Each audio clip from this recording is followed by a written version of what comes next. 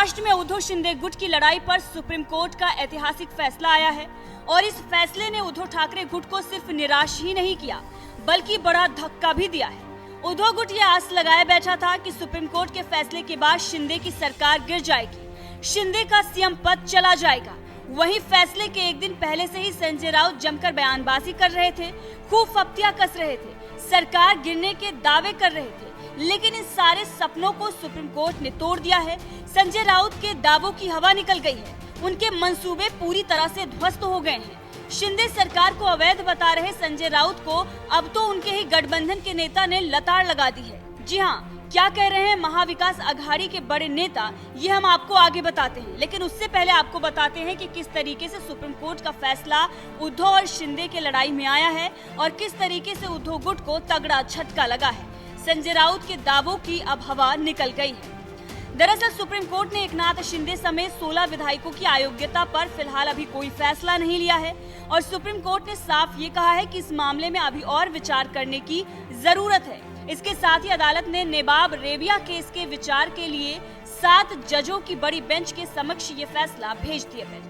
इसके साथ ही अदालत ने नेबाब रेबिया केस को विचार के लिए 7 जजों की बड़ी बेंच के समक्ष ये पूरा मामला भेज दिया है, जिसको आधार मानते हुए इस मामले पर विचार हो रहा था। संवैधानिक बेंच ने ये साफ कर दिया है कि अरुणाचल का नेबाब रेबिया केस इससे अलग था और इसके मद्देनजर इस मामले पर विचार नहीं किया जा सकता है। दरअसल ये अरुणाचल का मामला था जिसे आधार बनाकर ये दलील दी गई थी और सुप्रीम कोर्ट में उद्धव ठाकरे गुट ने ये पूरा मामला दाखिल किया था और न्याय की गुहार लगाई थी। और अब कोर्ट के इस फैसले से उद्धव ठाकरे को तगड़ा झटका लगा है। मातोश्री के सामने उद्धव गुट के समर्थक जुटे हुए थे कि फैसला आने के बाद जश्न मनाया जाएगा, लेकिन फैसले से शिंदे गुट को राहत मिली और मातोश्री के सामने मातम छाया रहा। वहीं उद्धव ने अपने नाकामी का ठीकरा अब दूसरों के नैतिकता पर फोड़ दिया है। वहीं जो संजय राउत सरकार गिरने की रट लगाए हुए थे, वो शिंदे सरकार को असंवैधानिक बता रहे हैं। बात ऐसी है कि सुप्रीम कोर्ट का अगर आप निर्णय देखें तो हम खुश हैं कि देश में लोकतंत्र और न्याय व्यवस्था आज भी जिंदा है। संविधान मरा नहीं है या कोई संविधान की हत्या नहीं कर सकता।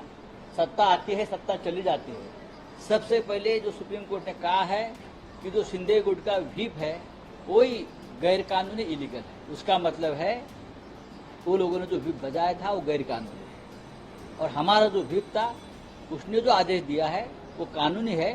उस व्हीप के मुताबिक तो सब लोग अभी डिस्क्वालीफाई हो जाएंगे।